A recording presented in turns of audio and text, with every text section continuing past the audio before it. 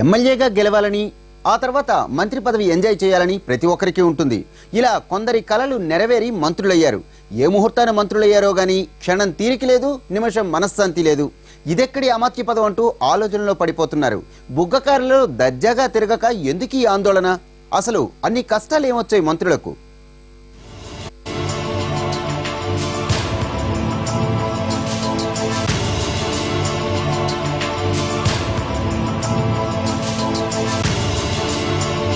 పాలనా వ్యవహారాల్లో మీకు నచ్చని పదాలేవని అడిగితే సమీక్ష, సమావేశం, కేబినెట్ అని తడుముకోకుండా చెప్పేస్తున్నారు ఏపీ మినిస్టర్లు. ఈ మాటలు వింటే చాలు ఉలిక్కి పడుతున్నారు మన మంత్రివర్యులు. సమీక్ష, సమావేశం, కేబినెట్ అనే పదాలు వింటే చాలు ఏపీ మంత్రులు గడగడలాడుతున్నారు.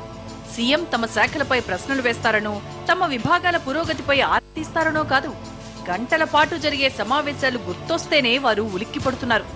మొదట్లో నెలకు 3 కేబినెట్ సమావేశాలన్న సీఎం తర్వాత మంత్రుల ఇబ్బందిని గుర్తించారో మరో కారణమో గాని వాటిని 2 కుదించారు. అయితే మంత్రివర్గ సమావేశాల సంఖ్య తగ్గినా సమయం మాత్రం ఎప్పుడు మొదలు పెడితే ఎప్పుడు ముగుస్తుందో అర్థం కావటం లేదని మంత్రులు సణుక్కుంటున్నారు.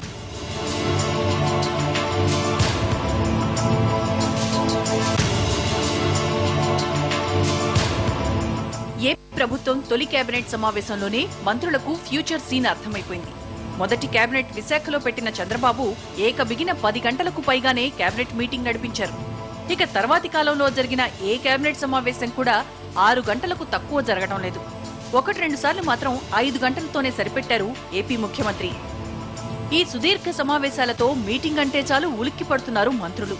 మరోవైపు అజెండాలోని అంశాల కంటే సాధారణ రివ్యూలు, ప్రభుత్వ పాలసీలపైనే స్పీచ్లు ఎక్కువగా ఉంటున్నాయట.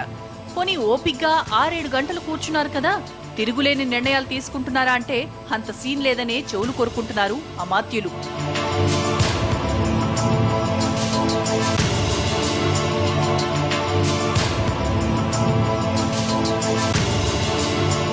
సాధారణ సమీక్షలు కూడా సుదీర్ఘంగా సాగుతుండటంతో ఇదెక్కడ తలపోటని మంత్రులు గుసగుసలాడుతున్నారు. మంత్రులే కాదు, అధికారులు కూడా ఇదే అభిప్రాయంతో ఉన్నారట. సీనియర్ ఐఏఎస్లు, ఐపీఎస్లకు కూడా స్కూల్ పిల్లలకు చెప్పినట్టు సీఎం పదే కొన్ని విషయాలు చెబుతుండడం చర్చనీయాంశమవుతోంది. అయితే సీఎం ఓపికను మాత్రం మెచ్చుకోవాల్సిందేనని కొందరు చలోక్తులు వేసుకుంటున్నారట. కాకపోతే అవసరం లేని చోట కూడా ఆయన ఎక్కువ కష్టపడుతున్నారన్న అభిప్రాయంతో అధికారులు కూడా ఉన్నారట.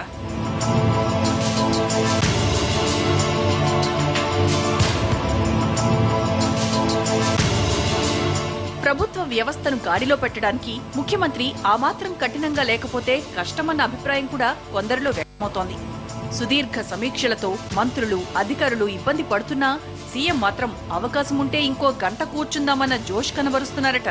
ఫిట్నెస్ విషయంలో తిరుగులేని చంద్రబాబు సుదీర్ఘ సమీక్షల్ని అలవోకగా నడిపించేస్తున్నారనుకుంటున్నారు. దీంతో దీన్ని తప్పు పట్టలేక మంత్రులు, అధికారులు మౌనంగా లేని ఓపిక కూడా తీసుకుని కూర్చుంటున్నారని సమాచారం.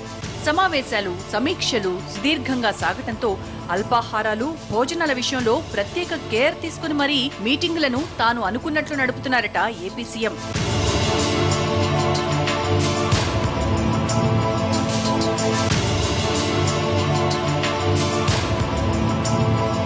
బెల్లు కొట్టగానే క్లాస్ ప్రారంభమైనట్లు మధ్యలో భోంచేయగానే క్షణం ఆలస్యం చేయకుండా కేబినెట్లో కూర్చోబెడుతున్నారట.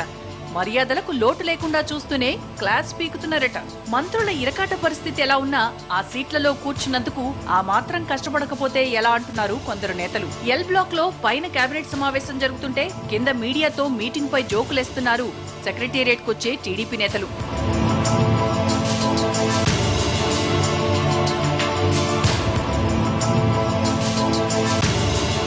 కొందరు మంత్రులు తిరుగు ప్రయాణానికి టికెట్లు బుక్ చేసుకుంటే పేషీ సిబ్బందికి ఫోన్ చేసి మరీ మీటింగ్ ఇంకా ఉంది, టికెట్లు క్యాన్సిల్ చేయండని పురమాయిస్తున్నారట.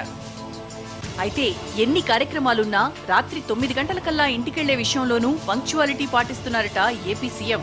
దీంతో మాక్సిమం 8:30 వరకే సచివాలయంలో ఉంటున్నారని నేతలు చెవులు కొరికేసుకుంటున్నారు.